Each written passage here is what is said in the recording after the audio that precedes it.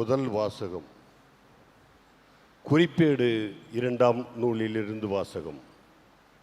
யோயாதா இறந்த பின் அரசர் தம்மை பணிந்து நின்ற தலைவர்களின் சொற்களுக்கு இணங்கினார். அதனால் அவர்கள் தங்கள் முன்னோர்களின் கடவுளான ஆண்டவரின் இல்லத்தை புறக்கணித்து அசெரா கம்பங்களையும் சிலைகளையும் வழிபட்டனர். அவர்கள் செய்த இப்பாவத்தின் பொருட்டு யூதாவின் மேலும் எருசலேமின் மேலும் இறைவன் கடுங்கோபம் கொண்டார். அவர்கள் தம்மிடம் மீண்டும் வருவதற்கு ஆண்டவர் அவர்களிடம் இறைவாக்கினர்களை அனுப்பினார். அவர்களும் மக்களை கண்டித்தனர். ஆனால் அவர்கள் செவி கொடுக்கவில்லை.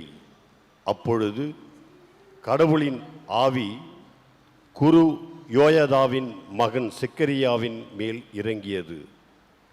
அவர் மக்கள் முன் நின்று அவர்களை நோக்கி, இதோ கடவுள் கூறுகிறார், ஆண்டவரின் கட்டளைகளை மீறுவது ஏன்?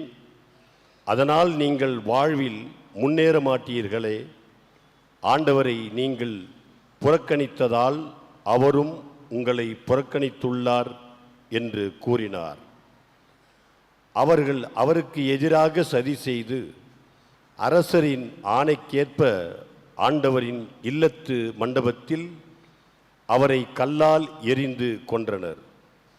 அவர் தந்தை யோயாதா காட்டிய பேரன்பை மறந்து அரசர் யோவாசு செக்கரியாவை கொல்லச் செய்தார். அவர் இறக்கும்போது ஆண்டவர் இதை கண்டு பழிவாங்குவாராக என்றார்.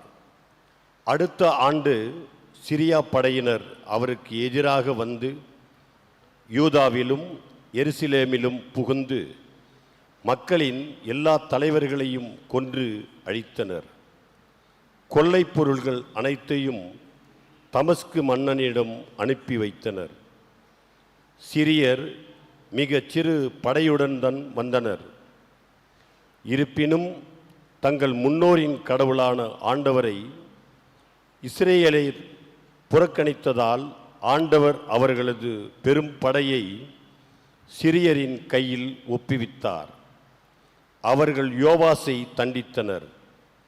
கடும் காயமுற்ற நிலையில் யோவாசை சிரியர் விட்டு சென்றனர்.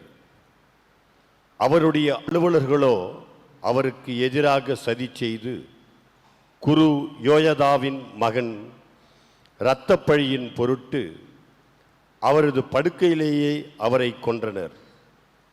தாவீது நகரத்தில் அவர் சடலத்தை அடக்கம் செய்தனர். ஆனால் அரசர்களின் கல்லறைகளில் அவரை அடக்கம் செய்யவில்லை. ஆண்டவரின் அருள்வாக்கு. இறைவனுக்கு நன்றி.